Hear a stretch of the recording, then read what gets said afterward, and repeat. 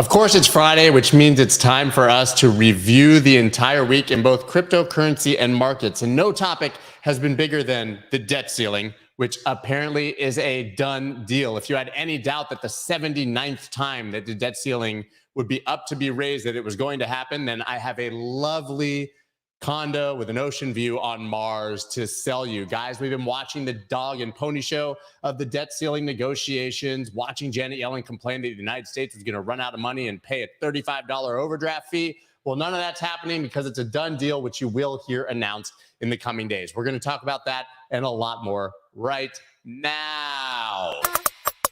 Let's go.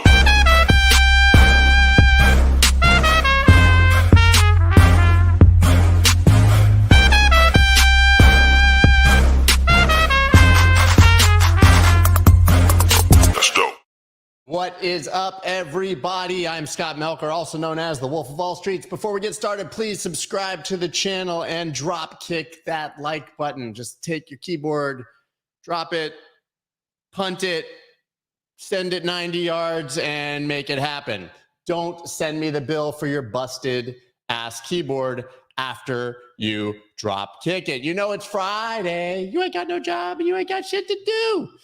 Friday, which means that we're going to just hang out here, talk a little smack about what's happening in the market, review the week in news, take a look at a couple charts, and frankly, just go in whatever direction my ADD-addled brain takes us. Now, you may have noticed I made a joke the other day about our thumbnails and clickbait. We didn't really go as hard as we could have here, but as you can see, I didn't do this. But we do have Bitcoin to die if Bitcoin is reelected. That's hyperbolic, right? If not, Dogecoin will be world currency. Now, we're going to get into those things in a moment. But first, we're going to talk about something that I've been hinting at for, I don't know, a very, very long time. And that is, we locked it down, guys. Got a very long-term sponsorship spokesman deal with OKX. I should be wearing bright orange and like a McLaren hat and a Manchester City jersey and a tux so that I can be on the red carpet at the Tribeca Film Festival, because those are the other people that they sponsor and work with. But yeah, guys, listen, you know that we've been largely unsponsored here for, I don't know, since roughly Jesus turned water to wine. I've been really hesitant to work with any sponsors because, you know, rug pulls, exchange collapses. But OKX is the second largest exchange now by volume, continuing to hire while everyone's firing, doing these huge deals. And more importantly, I know this sucks for Americans because we can't use their centralized exchange.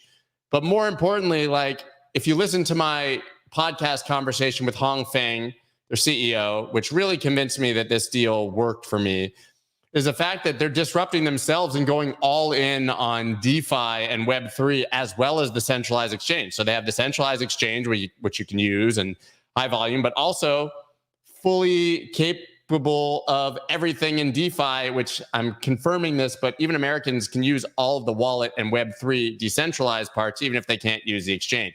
That means earning yield, NFTs, yield farming, like all these things you can literally do here on OKX. So I was just really impressed with the way that they continue to build. I've spent already 5 hours talking to their product team, unpaid, literally just me saying, well, walk me through the product. What can we do better? What can we do worse? What are you guys presenting? What are you guys working on? So that I could be more of a part of it, make sure that I was confident that this was for me. And I can tell you that it's a really insanely impressive techie product. They don't commingle your funds. Really important.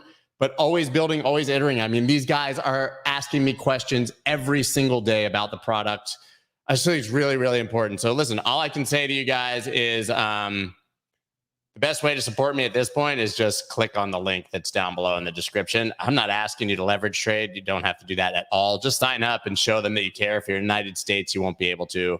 Obviously. And it says, what is mystery box? If you sign up, this is all the stuff you can get. You can read about it. New referral, you get up to $10,000. You download the link, you get a box, you buy crypto, the more friends refer, the more rewards you get. Then there's featured attractions, whole bunch of stuff, guys. Cool. So guys, I'm just asking, you know, if you're in a jurisdiction where you can do this, go sign up, check it out. I've been walking through it endlessly. Sad I can't use most of it myself, but hey, let's take a look at the market. Kind of mixed, doesn't matter. But we want to talk about the debt ceiling first. So forget that. Here we go. This is the news as of 2 hours ago. Biden McCarthy appear near 2-year deal on U.S. debt ceiling as default looms. This deal is done. This deal is done. So you guys may know I've talked about this every single day starting next Wednesday, right after this stream at 10:15. And we're going to be doing a Twitter Spaces every single day. Myself, Mario Nawfal, and Rand Nooner. The idea, guys, as much as the news makes me want to puke, I think it's important that we attempt to get it right. Very important. And so it's a general movement that I'm passionate about. I feel like will reinvigorate my energy about this at citizen journalism, right? Mario is dominating the planet. He did Twitter Spaces when Elon Musk and David Sachs crashed with DeSantis. Mario's stream was live, had 5.5 million people live watching his Twitter Spaces when DeSantis was announcing his candidacy. This is not a political comment, by the way. We take no sides, as you guys know. But that's insane. The CNN town hall with Trump, total viewership was like 2 million, 2.3 million people. There were 5.5 million watching this one Twitter Spaces.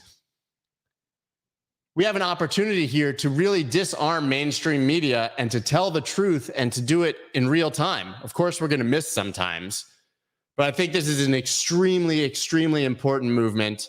And so I'm heavily committed to doing the same for crypto. I think that we will be seeing presidential debates on Twitter Spaces. I think that I will be able to host and discuss the biggest guests. And most importantly, just so you guys know, I'm the lead on this, right? There's not that many of you here today, but it's our thing collectively, but I'm the one who's committed to being there every day to hosting it. Patrick says, what the fuck kind of title is that? Frankly, it didn't work. There's only 158 people here. I thought we'd get 15,000 people if we were hyperbolic. It didn't work. But I told you guys, we're just going to be over sarcastic, over hyperbolic, clickbait for fun. That's the kind of title it is. Bitcoin's going to die. It's dead. It's over. But so you guys know, myself, Donish, Mario, others, because of now the access we have from doing these Twitter Spaces, I've been participating in his other ones. We've got confirmation from 8 to 9 separate sources that this debt ceiling deal is done. It is finished. They shook hands last night. Everything you see otherwise is them lying and playing politics. This will either be announced today or after the break on Tuesday, but it's done. And one of the most shocking things I think in the deal for a lot of people that you'll find is that defense spending went. Guys want to make a guess? What do you think is happening with defense spending as part of this deal, knowing that the Republicans want to obviously put everything on the table and cut and reduce spending? What's going to happen? Military spending is going up 3%. Military spending going up 3%. Pissing off people actually on both sides and pleasing people on both sides. But you know a deal is good when both sides are unhappy with it, and that's what's happening here. But interestingly, now we have debt service of U.S. debt is the number one item now on the balance sheet. Like defense spending's a lot, going up 3%, will be almost $900 billion a year, 60% of which is completely unaccounted for in false audits, but we can get into that in a minute. But more than that, almost $1 trillion now is paying off our debt. And now we're going to issue more debt and more bonds when the debt ceiling goes up. So that will increase. So it's important to note that it's basically a huge dog and pony show now because nobody's touching defense. It's going up. Debt service is more than defense. That leaves literally like 100 bill here, 50 bill here. I was just on Spaces with Robert Wolf, and he said, yeah, they've basically said that you would have to just spend, cut everything else that's cuttable 85% over the next 10 years to even make an impact. They may be able to find 100 billion to cut here, which is completely irrelevant. And guys, a really important metric to note that I've pointed out, God, more times than I care to admit here. But how many times do you think that the debt ceiling has been raised? Right? We have this debate. We talked about it. We poured over it every single day. Is it going to happen? Are they going to default? McCarthy, Biden, McCarthy, Finkel, Einhorn, Finkel, Einhorn is Finkel. 78 times, batting 78 for 78, and now we will be batting 79 for 79. Absolutely killing it, guys. Since 1960, the debt ceiling has now been raised 79 times. And who do you think has raised the debt ceiling the most? Not that past politics are similar to the current parties, but here's the stats. Since 1960, Congress has acted 78 separate times to permanently raise, temporarily extend, or revise the definition of the debt limit. 49 times under Republican presidents and 29 times under Democrat presidents. More often under Republicans than under Democrats. And it always happens quietly when the Republicans are in power because it's inevitable. The only time that you see this become a huge, massive debate like 2011 with Obama is when the Republicans have some power in one of the houses and there's a Democratic president and they use it as an opportunity to make a big stink and to turn it into a big heaping political hot potato. Well, now it's done again. We're 79 for 79, greatest batters in all history. Slam dunk, America, raise the ceiling, raise the roof, raise all the things, right?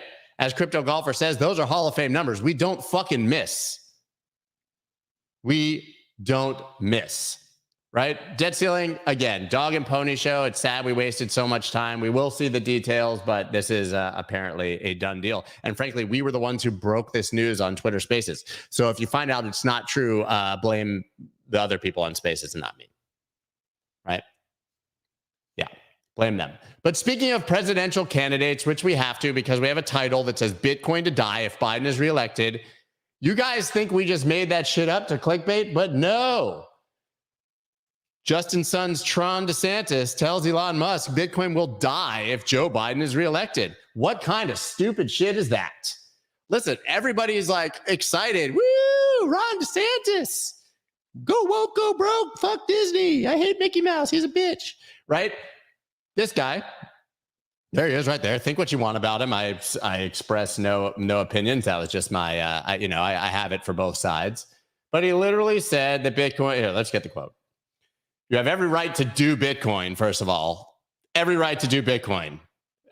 First of all, where I'm from, no means no, and whatever you do to Bitcoin has to be consensual. But apparently you have every right to do Bitcoin. The only reason these people in Washington don't like it is because they don't control it. Bitcoin represents a threat to them. They're trying to regulate it out of resistance. The current regime, clearly, they have it out for Bitcoin, DeSantis said. And if it continues for another 4 years, they'll probably end up killing it. Now, guys, everyone is celebrating this and saying, yay, DeSantis is pro-Bitcoin, which he is. But the very notion and comment that the Biden administration or anyone else could kill Bitcoin shows a fundamental misunderstanding of what the Bitcoin network is, how it works, and the fact that it's decentralized around the entire planet and no administration, politician, person, anything, anyone, entity can kill Bitcoin. Now, what I do find interesting is that we obviously saw Robert Kennedy talking about Bitcoin. He's talked about it before, but when he was on stage at a Bitcoin conference, he was very pro-Bitcoin. I found it interesting that Sachs and Musk asked DeSantis about Bitcoin on a Twitter Spaces that had nothing to do with crypto. So to me, the real story here is that every single politician now, every presidential candidate has to have a position on Bitcoin. It's becoming part of the platform. Sachs and Musk didn't have to even ask Ron DeSantis about Bitcoin. I'm surprised they did because, frankly, I think there's political risk to having an opinion, and it's just not that big. But maybe this means that it is actually bigger than we think. And let's be honest here. You can draw party lines wherever you want. You can think this is a Republican versus Democrat thing, but that is complete horseshit. It's the old dudes who hate it and the slightly younger, RFK is not young, slightly younger guys that kind of get it, right? Like Biden obviously can't even spell crypto. I don't know how he wakes up in the morning. This is coming from Elizabeth Warren. I have it on very close information. Dave Weisberger said the same. Elizabeth Warren controls the power of the purse for the Democrat Party. She's the one who makes the decisions on finance. Everybody else gets in line and they fear her. This has nothing to do, honestly, with Biden. He doesn't know what crypto is. He's fucking 400 years old. But let's not pretend Donald Trump likes crypto. He's actually been more negative and against Bitcoin than any other candidate, right? RFK gets it. And DeSantis knows that he needs to have a position on this. He's anti-CBDCs. He understands that this should be a talking point for the election. But listen, it's awesome that we have candidates on both sides who are theoretically pro-Bitcoin, but it's also very clear that one of them has no understanding right now of Bitcoin. Take that for what you will, but you can't do Bitcoin however you want. That's a dumb comment. And nobody's killing it. So Bitcoin to die if Biden is reelected? Absolutely fucking not. That's the entire point, guys. We Bitcoin because Biden can't kill it, and Trump can't kill it, and DeSantis can't kill it, and if it goes woke, it can't go broke. That is why we love Bitcoin. Cool. Are we over it? Do you see why I put it in the title? Bitcoin options market signals weakness over 6 months amid debt ceiling drama. Oops. If you guys missed this, what the story is telling you here is that there's a shit ton of puts. People are starting to hedge because they believe that the debt ceiling deal won't get done and they want to be prepared for a financial meltdown. Well, sorry guys, 79 for 79. 79 for 79. Not going to happen in this case. But the 6-month call put skew, a measure of what investors are willing to pay for bullish calls versus bearish puts, has dropped to its lowest since March 13 as per data from crypto options exchange Deribit. Yep. Crypto investors are advised to closely monitor the 10-year treasury yield as its climb has coincided with the decline in Bitcoin prices. Investors are suggested to wait for the yields to lose momentum before buying crypto again. Basically, a whole lot of people are shook by the debt ceiling. They shouldn't have been because 79 for 79, and they've been largely bearish. Makes this conversation really not that much worth having. Now, speaking of Bitcoin, we've talked a lot about inflows and outflows, obviously. This is from Glassnode. Transfer volume from whale entities to exchanges down bigly. Down bigly. As we know, we've seen net exchange outflows largely because nobody trusts their exchanges anymore. Obviously, people had to get their money off of a lot of these in advance or after the last contagion. But this is interesting because it's not just about outflows. It's the fact that whales themselves are not sending money to exchanges. Whales only send money to exchanges for one reason, and that is to make you have fun staying poor so that they can dump on you and take profit. They did that from like 69 to 30. Here's what Glassnode said about that chart. When whale inflows to exchanges have remained extremely quiet year to date, recording a current transfer volume of 187 million. That's nothing. When comparing the current value to the peak inflow value of 1.82 billion, a stark decline of 85.4% can be noted, highlighting the severity of the inflow contraction. Inflow contraction. Pretty epic there, guys. Nobody is sending Bitcoin in large amounts to exchanges. Let's take a look at the chart really quick. We have the weekly chart right here, guys. Listen, the story for most people, because you want to be looking at the thing that everybody seemingly is looking at. That's the 200 MA here on the weekly. That's this little red line. You guys can see it right there, right? See it? Still holding his support. If it loses support, does it really matter? I don't know. Right here, it went above, below. We've seen it many times where it dances. But you guys may remember that the 200 MA before the 2022 drop of last summer Bitcoin had never stayed below it. I've reported on this quite a few times, right? One candle closed below and the next candle on the weekly was above. But these were the 3 times in history, going back to 2015, 19, March of 20, of course, right? We all know what happened then. And then it lost it here on that big dump last summer, right? And recaptured it on the big move this year. So now we're dancing around it again. We can continue to dance around it, but for years, this line never broke and we are back above it. It's pretty significant. A lot of bots will be trading it, a lot of humans trading it. So for now, nothing to fear. I honestly think if it breaks, we maybe just come down, test the 50, head up. But you know that I've been calling for, or at least looking at 25,212 for a long time, and that's kind of just below that line. Looking at the daily, we did have that confirmed head and shoulders breakdown, multiple retests as resistance, now a break of the 100 MA. Listen, this is a decent candle. I still think we should just go down and test 25.12, panic people. Maybe we get one of those long wicks under the weekly 200 MA, and then we keep moving on. So yeah, guys, now that we're done with Bitcoin to die, if Bitcoin is reelected, we have to move on to, if not, Dogecoin will be world currency. What the fuck kind of title is that? Says what's his face from before in the comments.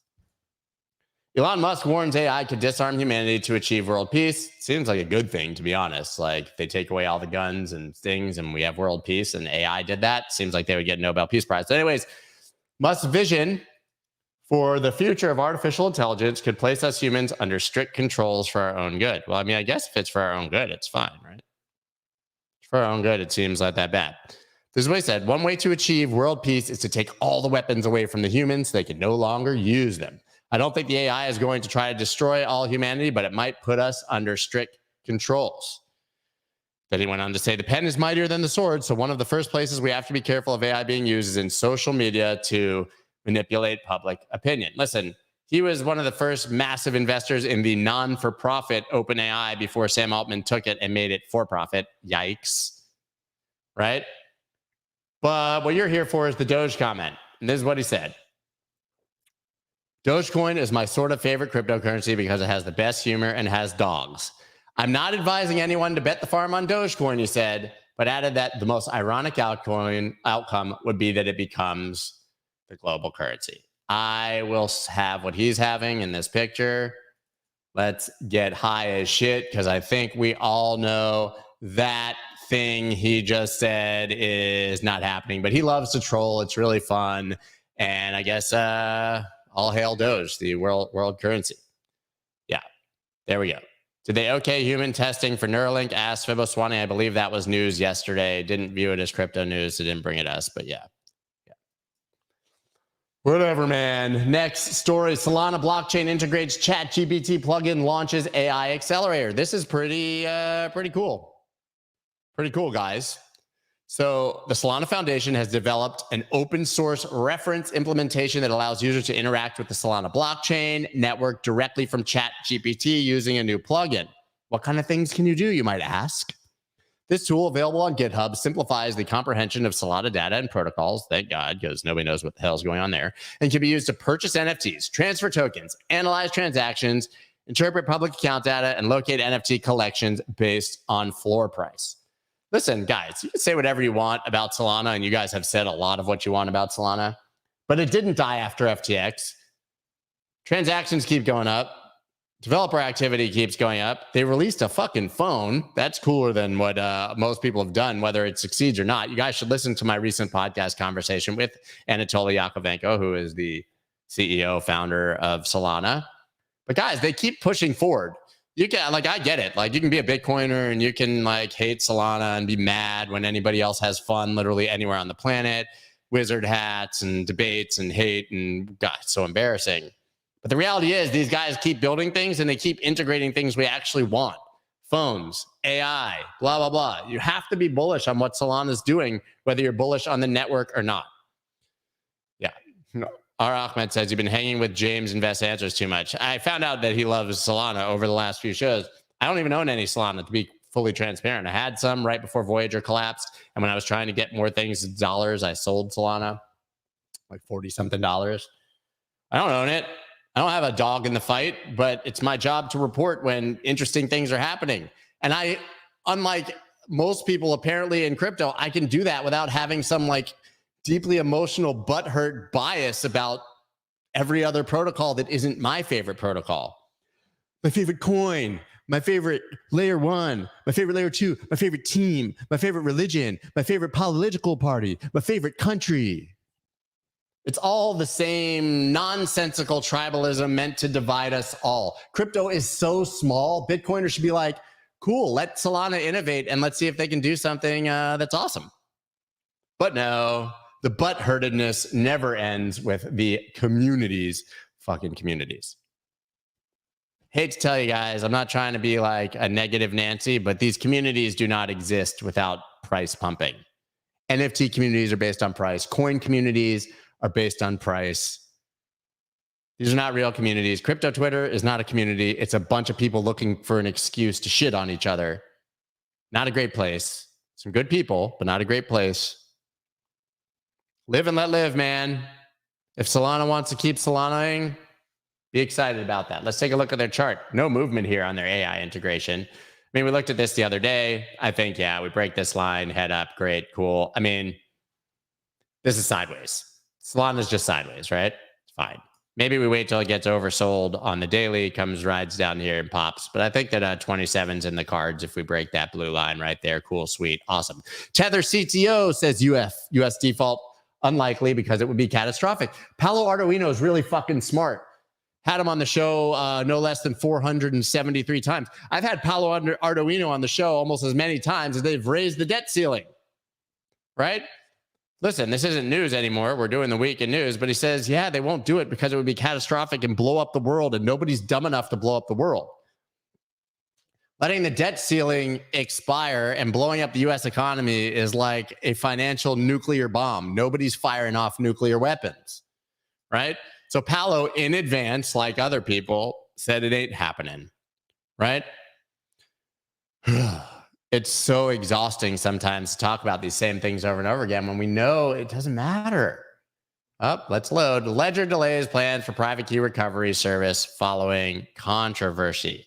Oh, I should. Now I'm realizing we do not have the Trezor hack story.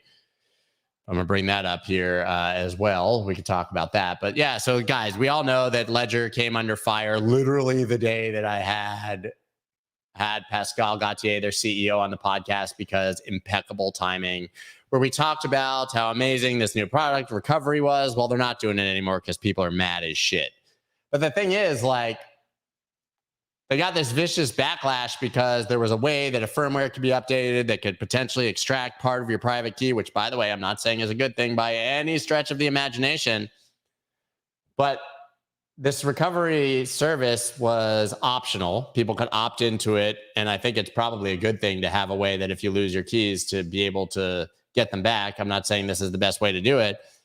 But the part about the still being able to update the firmware, none of that changes with this.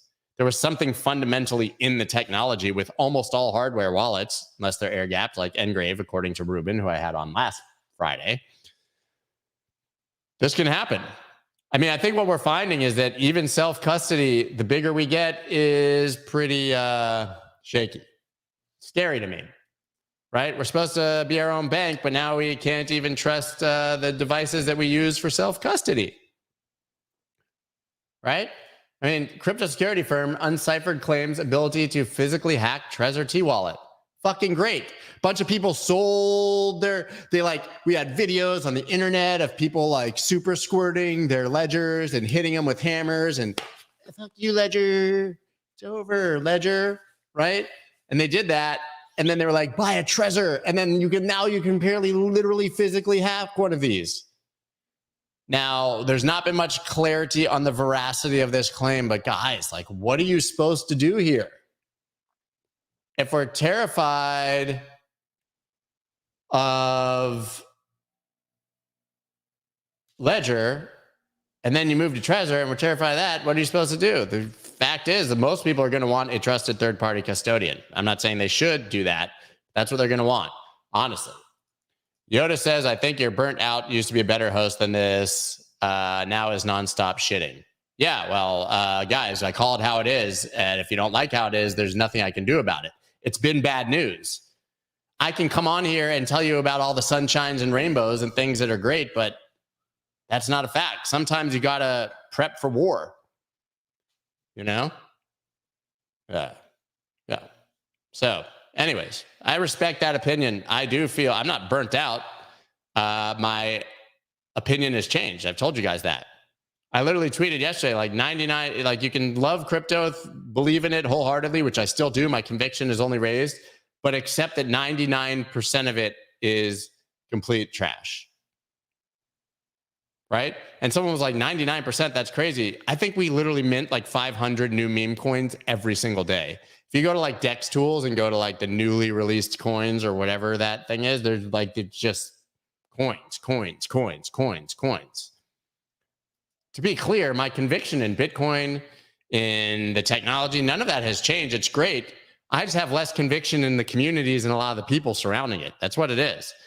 And Valentina said the bottom is in. Yes, if my attitude is any indication as a counter indicator, I agree with her. The bottom is in. And guys, I've told you 1,000 times, I use my own feelings and vibe towards the market as indicators. And this bear market, whatever you want to call it, winter, bad news, the exhaustion and the fatigue that comes with it should be a signal of a bottom to some degree. I'm not saying a price bottom, although I think that was already in. I'm talking about a sentiment feeling bottom.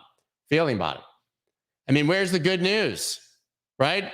Gemini says DCG missed $630 million Genesis loan payment. Fucking great, right? Yeah, I'd love to give you good news. The good news is that Dogecoin, I guess, could be the global reserve currency. DCG missed a Genesis loan payment. Hard to dive into the details of this, actually. I was kind of trying, but Genesis, who's bankrupt, is the one who owes the loan. DCG is the parent company of Genesis, so I'm not sure where the responsibility is there. I just know that in general, this is bad. This is bad. So this is what they said. The Winklevi have accused Digital Currency Group of failing to make a $630 million payment due last week. The payment pertains to a loan Gemini extended to Genesis, a crypto lending company and a subsidiary of DCG, who has now filed for bankruptcy. Gemini had previously warned that should DCG fail to meet the required payment or restructure its debt, the digital assets conglomerate could default on its obligations. Currently, Gemini, along with creditor committees, is considering granting forbearance to DCG to prevent a default. So, yeah, we've known since December that things are bad at DCG. We've had quite a few people say that there was potentially criminal activity at DCG. There's a lot of pretty damning evidence about the circularity of these loans between companies like Gemini and Voyager and Three Arrows Capital and all of these companies going in and out and taking loans on their GBTC, which is another subsidiary of DCG. There's a lot of really, I'm not saying it's criminal, but a lot of really questionable shit that's gone there. Yeah, man. Yeah. Flatsmack says, I think Voyager is supposed to pay us back today. June 1st is the release date I read. Yeah, I'm actually not updated on what day it's going to happen. I just know we're getting about 36% of our assets. You can get that in coins, although it's going to be a hell of a lot less coins than you expect because it's based on dollar value. And then if you wait 30 days, you can get it in dollars instead of coins. And then we'll see on the Alameda claims, we could get a bunch back more back. But we all know that we would have gotten about 75%, 80% back if they'd just done it the first day. So not that. Rasmus says, I'm 99% maxi. You're almost there. You have laser eyes, obviously. No, I'm not. Guys, that's the thing. I've never changed my opinion on Bitcoin. I've always literally from day one said there's Bitcoin and everything else. Problem is I have 200 bags of everything else that's down 99% that I believed in the last cycle. Wasn't shilling shit. I literally believed that everything being crypto created was going to change the world. I was a victim of the everyone's a genius in a bull market. Now, can we talk about Sam Altman's Worldcoin raising $115 million in round led by Blockchain Capital? Man, this is some, I don't know. I wrote my whole newsletter about this morning. I should probably just bring that up. It was fun to write, to be honest with you. My title was that, what do we got? Worldcoin's 2024 mirrors Orwell's 1984. If you guys are not familiar with Worldcoin, this is from Sam Altman. Old news, actually, predating the hype around OpenAI. But this is the guy from OpenAI, ChatGPT, Sam Altman. And yeah, he basically is releasing Worldcoin. And they raised $115 million. And what Worldcoin does, if you didn't know, is they have an orb.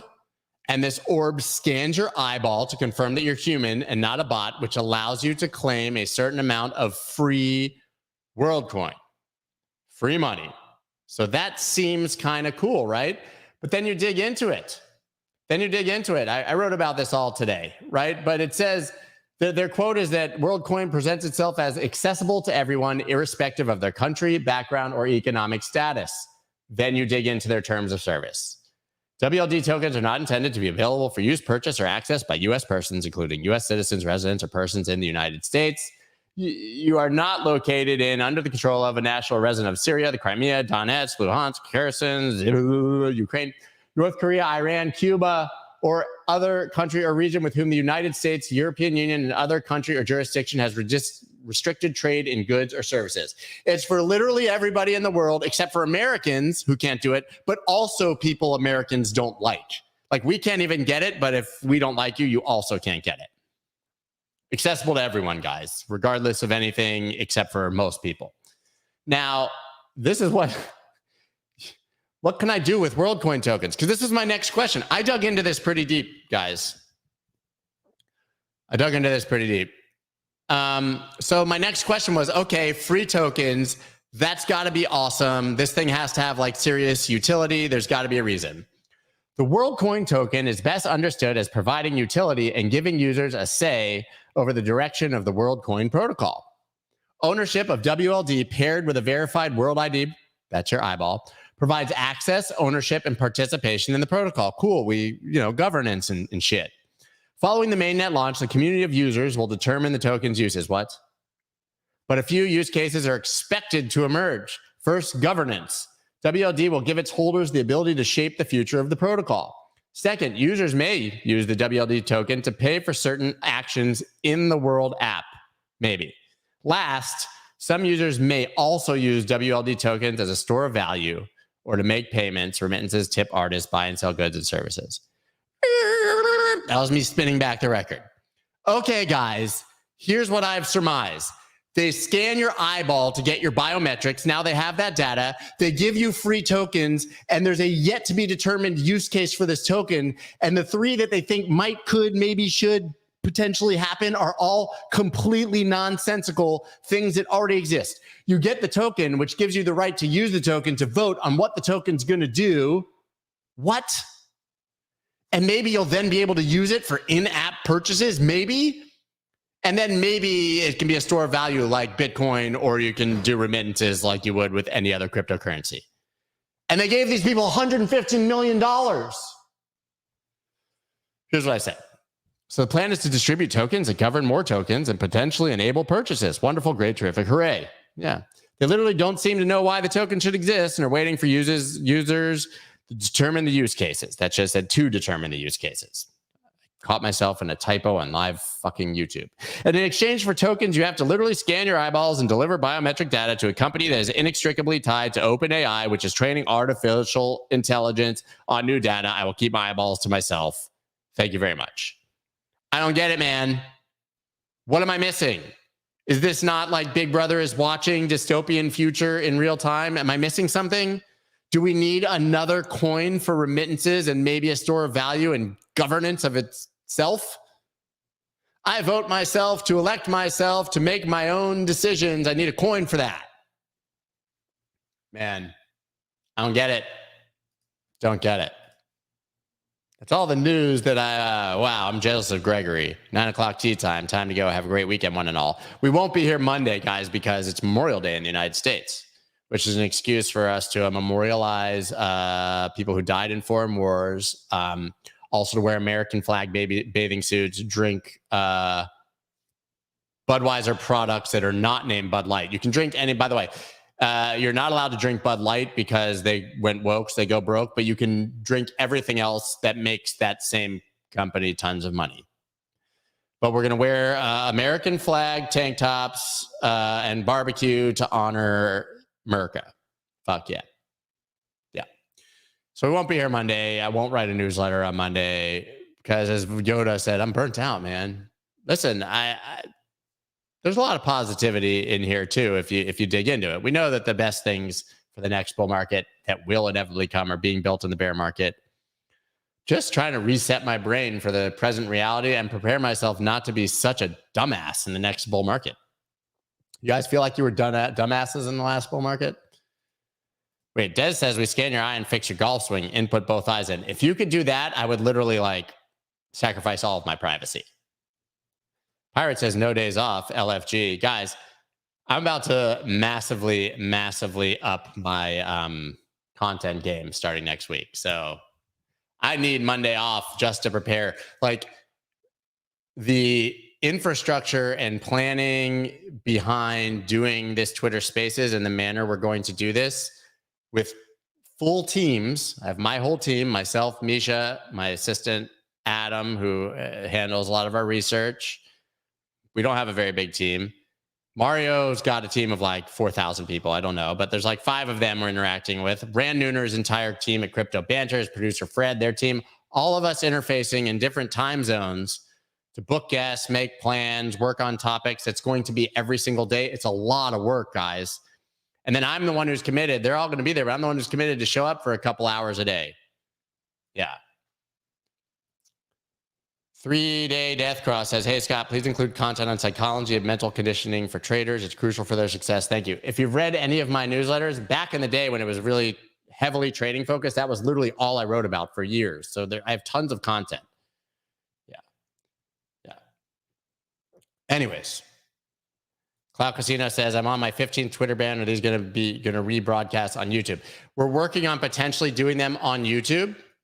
But they will definitely be on Spotify and Apple Music and anywhere that you want to listen. But guys, listen, we're not going to get everything right. But the idea is that we're going to basically put my roundtables that I do here on Thursdays and my podcast on steroids and do them every day and keep them very, very relevant to what's happening in real time. Like, you can think that I've gone negative. I get that I'm fatigued. But my answer to negative and fatigue is to triple down and go harder. Like, I'm not trying to float my own boat. I've been a lazy shit at past times in my life, but nobody, save for maybe Mario and Rand, because those dudes are machines, nobody's going to outwork me in this space. And it's not about money. I've been unsponsored, as you know, for a long time. Twitter Spaces, as of now, there's no sponsors. We're paying people. This is about doing the right thing and trying to report accurately on what's happening in the crypto world. And if that's bad, we're going to report on it honestly because it's bad. And if it's good, we are going to report on it honestly because it's good. But I'm not going to blow a ton of smoke up your ass about bad stories to make them sound good so that more people will listen to my YouTube and come here and get fucking wrecked. Nothing against any other YouTubers. I don't watch them. I don't know what they do, but I'm still just not going to be telling you to buy Pepe, even if it might go up. It's not my vibe. Right? So guys, that's it. It's Friday. I hope you guys, especially those who are in time zones where it's already Friday afternoon, have at it.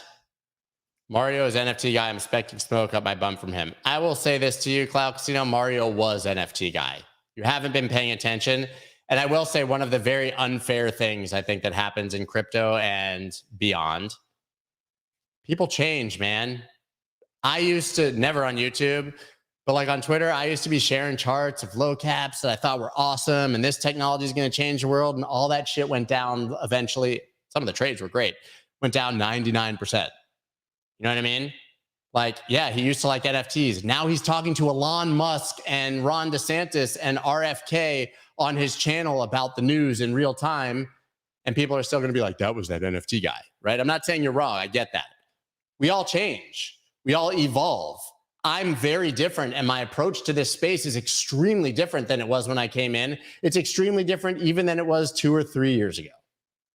And I hope that all of you also evolve with time and with new information and with new inputs. Your outputs should change. That's what's happening here. And I do it in real time. So yeah, when I'm doing that, yes, we are not journalists. What we're going to do is try to bring on the citizens who are and get more accurate takes on what's happening. Anyways, that's all I got for you guys today. Guys, remember, OKX. We're going to be talking about them a lot, their features. I'm not asking you to go trade there, man. I'm not asking you to really do anything. Just ask you to sign up if you can. If not, guys, content's going to stay free. We're good. Okay. Anyways, guys, have a wonderful weekend. I will be back on Tuesday. I will see you then. Peace. Let's go.